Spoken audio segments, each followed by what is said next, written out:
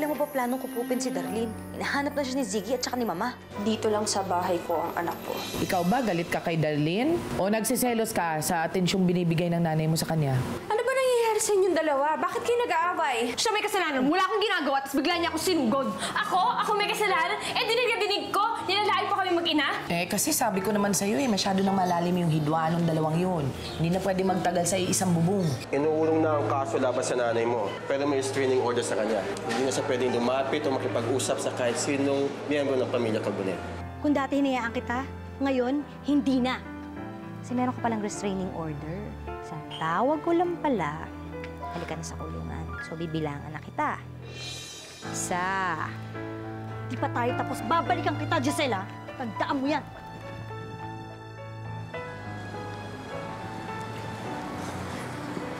Perlita? Perlita, pwede ba kita makausap? Ang kapal din naman ang mukha mong magpakita pa sa akin. Perlita, kausapin mo naman ako. Wala akong panahon makipag-usap sa mga taong katulad mo. Kaya ako gusto makipag-usap sa'yo, meron sana akong proposal eh. Pwede tayo maging magkakampi para pabagsakin si Giselle. Para pagbayaran niya yung mga kasalanan niya.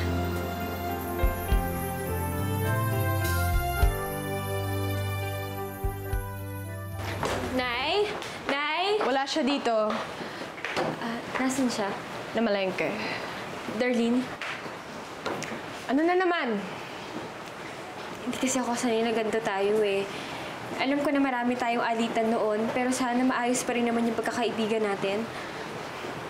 Alam mo, wala dito si Nay Perlita. Hindi mo na kailangan makipagplastikan sa akin. Hindi mo na ako nakikipagplastikan sa'yo eh. Nanghihinayan lang talaga ako dun sa pagkakaibigan natin. Di ba natatandaan mo nun? Ayaw ni Ma'am Charito na makikipagkaibigan ka sa amin, makikipaglaro. Pero mapilit ka. Gusto mo kayo makasama, kaya kahit labag sa loob ng lola mo, ginawa pa rin niya, pinayagan ka niya. Matagal na panahon na yon. At dapat, dati pa man, nakinig ako sa lola ko. Dapat hindi ako nakipagkaibigan sa inyo ni Jerome. Pero pinaglaban mo kami. Kaya ngayon gusto kong bumawi sa'yo. Gagawin ko yung lahat para maibalik yung pagkakaibigan nating dalawa. You know what, Marilyn? It's too late. I'm sorry. Pero aalis na rin ako dito. So, we're not gonna see each other anymore.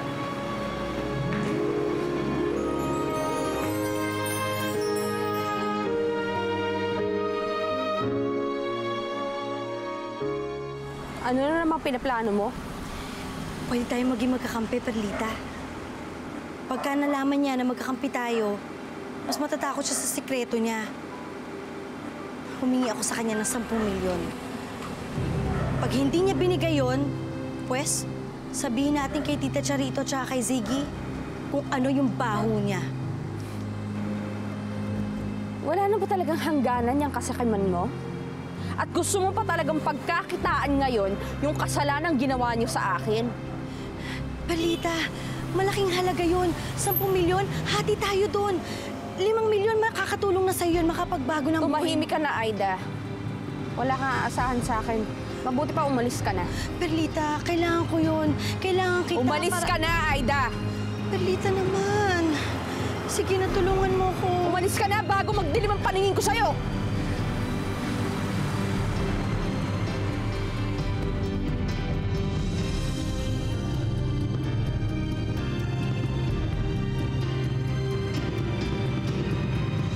Ewan ko naman sa'yo talaga, no? Umi-effort ka pang makipagbati dyan kay Darlene. Sa tuwing naaalala ko po kasi yung magagandang memories namin na magkakaibigan, nakakalimutan ko po yung sama ng loob ko sa kanya. Ay, naku, Marilyn, mahirap yung gusto mong mangyari. Huwag mo pinipilit yung sarili mo sa mga taong ayaw naman sa'yo. Loka. Madami na rin po kasi kaming napagdaanan ni Darlene. Nakakapanghinayang naman kung isasawalang bahala ko lang naman yun, di ba?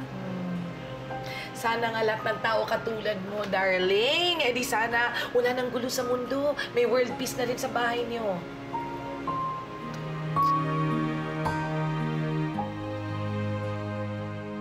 Anong oras mo ba ako susunduin? Hinihintay ko na lang yung driver ko. Naka-impake na rin ako, okay? Eh, yung mga gamit ko. Sorry, konti lang yung nakuha ko eh. Natatakot kasi ako eh. Baka makahalata si Lola Cherito. Ready ka na ba? Oo. Basta sige, bilisan mo na. Gusto ko na umalis dito, okay? Alright. Sige, I'll be there in a bit, okay? I'll see ya.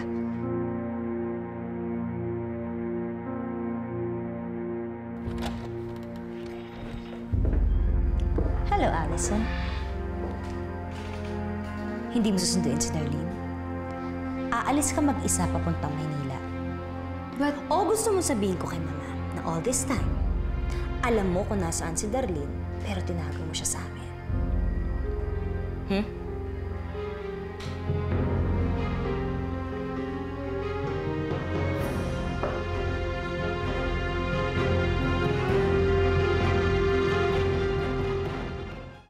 Hello?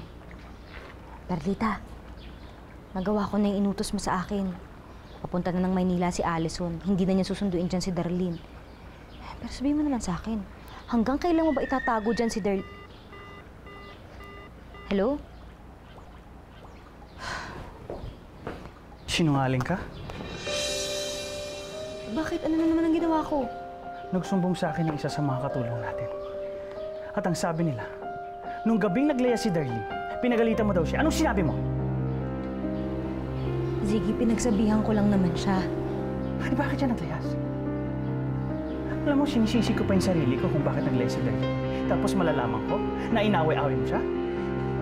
Hindi ko lang naman agad nasabi sa'yo kasi natatakot ako sa pwede mong gawin sa akin. Eh, dapat matakot ka! Dahil kapag hindi bumalik si Darlene dito, ikaw ang balalayasin ko. Sige.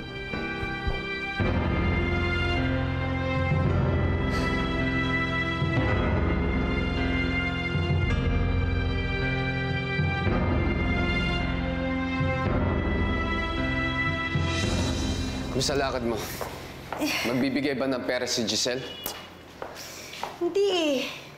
Sabi niya, ipapakulong niya daw ako kapag lumapit ulit ako sa kanila. At yung isang tao na akala ko maaasahan ko, wala rin naman pala. Hina ng diskarte mo.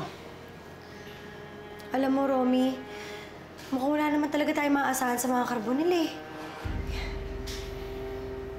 Ano gusto mo? Gumanga tayo rito. Habang buhay tayo mahirap. Ganito na lang. Mabuti pa, tulungan lang natin si Jerome dun sa restaurant niya. Alam mo, magaling naman si Jerome eh. Alam ko na siyang mag-angat sa atin sa kahirapan. Kailan pa yun? Ito, pera na to eh.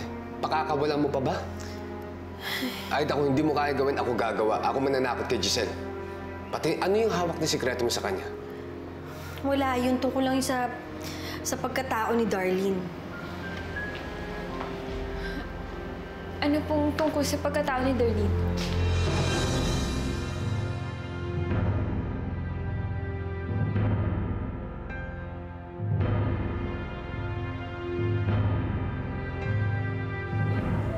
Darlene, tuloy na ba talaga ang pag-alis mo?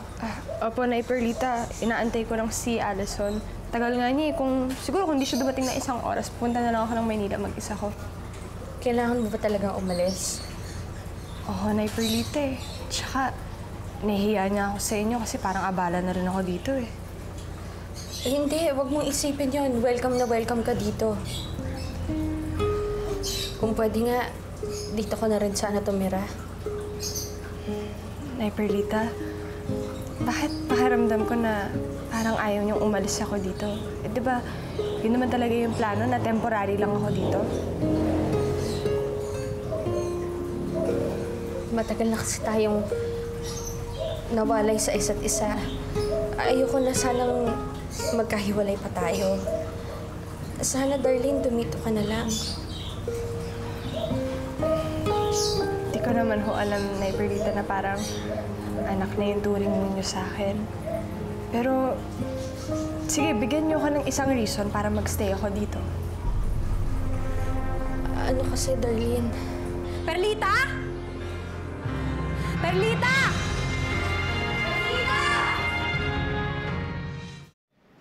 Marilyn, anong ginagawa mo rito? Bakit ka nakikinig sa usapan ng may usapan? Pasensya na ho kayo, pero May pinapabigay lang po kasi si Jerome kaya po nandito ako. Usap tayo mamaya.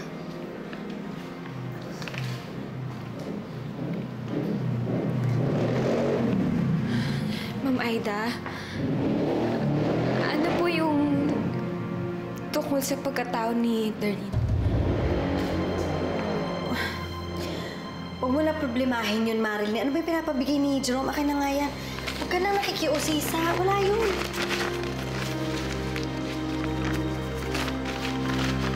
Sige na, mauna ka na.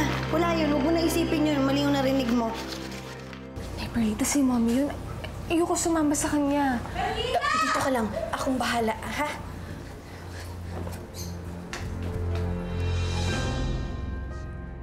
Ano ginagawa mo dito? Perlita, kailangan ko nang kunin sa'yo si Darlene. Ginigipit ako ni Ziggy eh. Ako yung palalayasan niya kapag hindi umuwi yung bata. Wala akong pakialam sa'yo. Darlene! Hoy! Darlene! Ano ba? Yan ang anak ko, ha? Dito lang siya.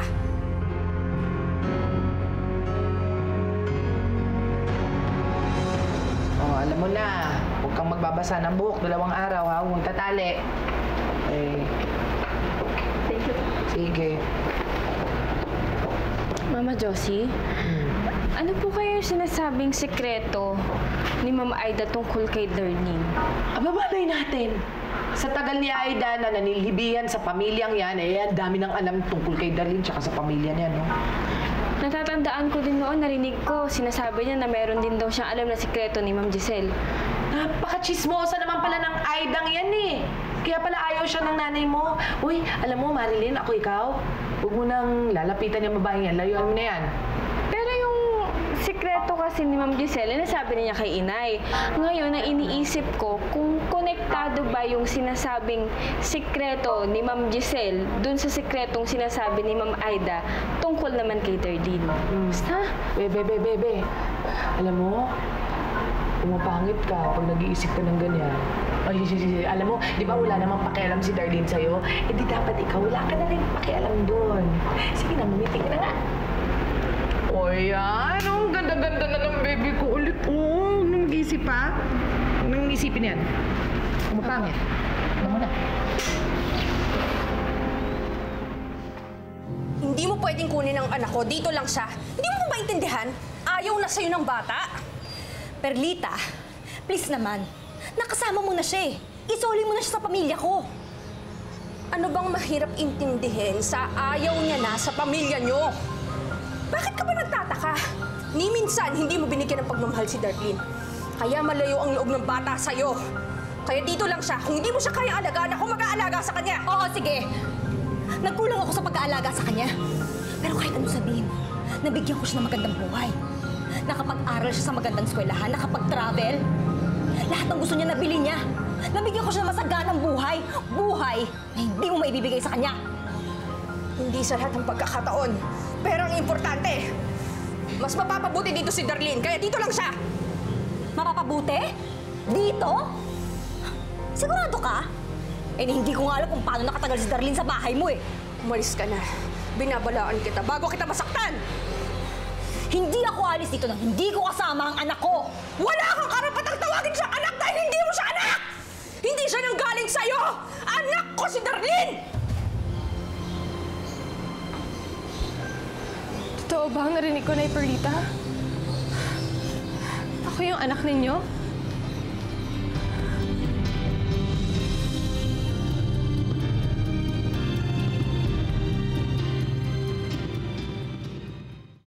Nay Perlita, sabihin mo sa akin yung totoo. Ako ba yung anak ninyo? Darlene, syempre naman ako nanay mo. Paano ka naman magiging anak ni Perlita? Darlene, anak, halika na. Halika na, umuwi na tayo. Hindi ako sasama sa'yo! Sabihin mo sa akin yung totoo. Ako ba yung anak ninyo? Darlene, syempre naman ako nanay mo. Nay Perlita, kung talagang mahal ninyo ko gaya ng sinasabi ninyo, sabihin mo sa akin. Sino ba sa inyong dalawa yung nanay ko? Perlita, sabihin mo sa kanya yung totoo. Sabihin mo sa kanya na ako yung nanay niya. Tama na! Tama na! Kailangan niya na malaman na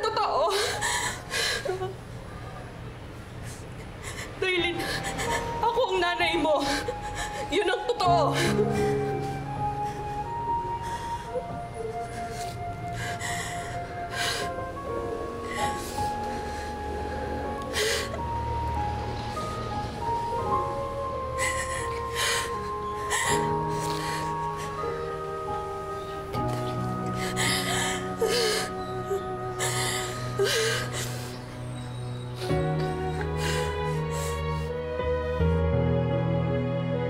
Hindi kaya may kumidnap na kay Darlene?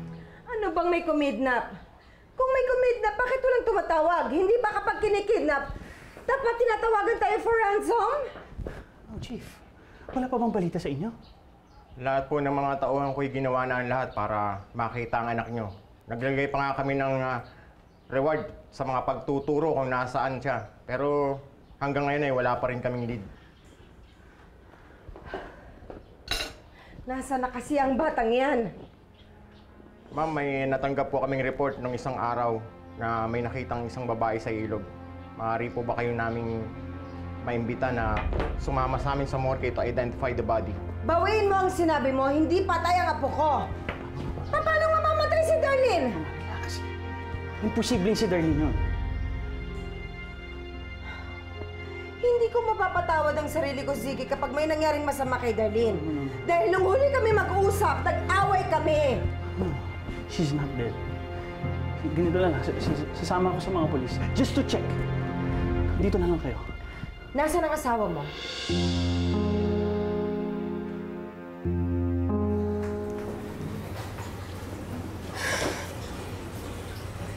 Pinagpalit kayong dalawa ni Aida. Pinalabas nila na si Marilyn ang tunay kong anak. Bakit hindi tayo magkamukha? At si Marilyn ko, anak talaga siya ni Daddy. Bakit gano'n ang itsura niya? Kamukha mo yung tatay mong Amerikano. Si Marilyn naman nakuha yung dating itsura ni Giselle. Dating itsura? Teka lang, hindi ko naiintindihan.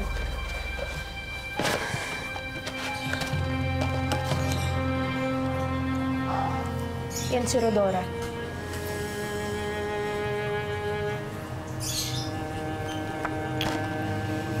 Parang familiar yung pangalan niya.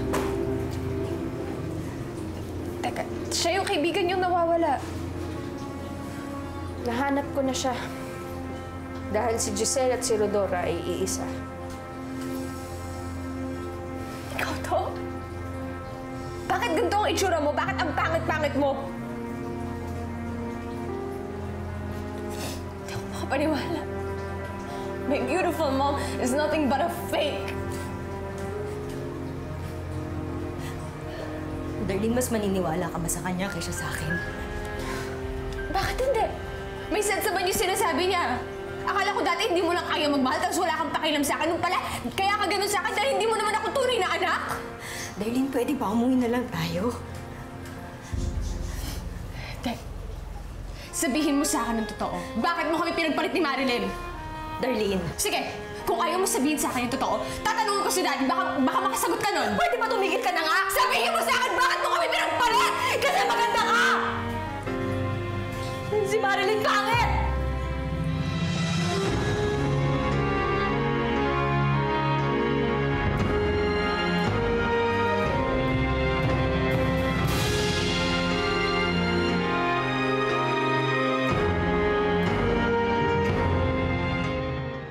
Basta mag-isip pa tayo ng ibang gimmick para dito. Magdagdag tayo ng mga sauce. Uy! Oh, Noy. Ayos din kami mo? Oo. Kakagaling ko lang sa doktor. Sabi, pwede na raw magtrabaho. Aba, magandang... Magandang balita yan. Oo nga. Uy, Marilyn, thank you sa pag-cover sa akin, ha. Kaya mo, simula bukas, pwede ka nang hindi pumunta ulit dito. Joke lang. Salamat. Yan talaga. Pero kung gusto mo naman, kailangan na kasi namin ng mas maraming staff ngayon, Marilyn. Ngayon dumadami yung mga customer. Trabaho ka na sa regular. Salamat, Jerome, ha. Kasi kailangan ko talaga ngayon ng trabaho, eh. Hayaan mo kapag nakakuha na ako ng kapalit, aalis na rin ako dito. Hindi kita pinagmamadali. Hindi talaga. Pinagmamadali. Ano sabi sa kamay? Pa-holding. Huwag kang umiting ng ganyan. Wala akong choice! Ayokong may makaalam na nagpaayos ako ng muka. Kaya kahit ayoko, kaya kahit masakit, pinagpalit ko yung anak ko para sa'yo. Grabe ka. Paano mo nagawa gawin yun, ha? Paano mo nagawa gawin yun sa akin, ha? Pwede ba huwag ka na nga magalit? Mabuti ka pa nga, nagkaroon ka ng magandang buhay. Si Marilyn hindi. Oo, so anong gusto mong gawin ko, ha? Magpasalamat ako sa'yo? Wala kang ibang ginawa, kundi saktan ako. Tapos sasabihin mo sa akin na mas maganda yung naging buhay ko? Darlene, pwede ba kalimutan na lang natin nangyari lahat ng ito? Tapos, pwede ka pa rin namang magpanggap na nag-iisang anak namin ni Ziggy na isang karbonel. Paano mo nagagawang sabihin yan? Paano mo yung nagagawa sa anak mo? Pwede ba umalis ka na lang dito? Darlene, sige na, sumama ka na sa akin. Umuwi na tayo. Umalis ka na! Hindi ikaw ang nanay ko at hindi ako sasama sa'yo. Umalis ka na! Ayoko makita yung peke mong pagmumukha dito! Darlene! Umalis ka na! Narinig mo ang sinabi ng anak ko, umalis ka na at huwag mo na kaming guguluhin kahit kailan.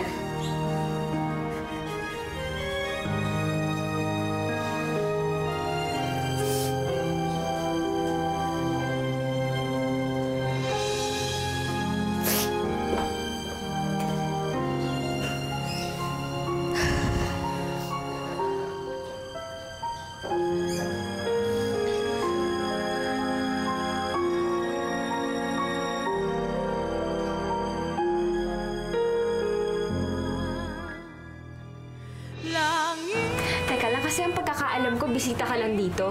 Huwag ka namang umalis na parang sa'yo itong bahay na to. Tama na, halika na, bumaba na tayo. Habang naghihintay ka na matanggap ni Daryl yung katotohanan, kawawa naman si Marilyn. Siya ang dahilan kung bakit kami naghiwalay ni Jerome. Siya ang dahilan kung bakit hindi ko kayang mahalin ang inakala kong nanay. At siya rin ang dahilan kung bakit hindi mo ko kayang panindigan bilang anak. So hindi ko kayang ituring si Marilyn bilang kapatid. Pasalamat ka. Mabait na bata talaga yan si Marilyn. Pero malapit na maubos yung pasensya niyan kay Daryl. Aray! Ano ba? Huwag mo na akong hawakan ka, Rika! Mga gamit ni Darlene yan. Alam mo ba kung nasaan ang anak natin? I-donate ko kasi sana yung mga damit ni Darlene. Pinaglululoko mo ba kami? Nasaan ang anak ko?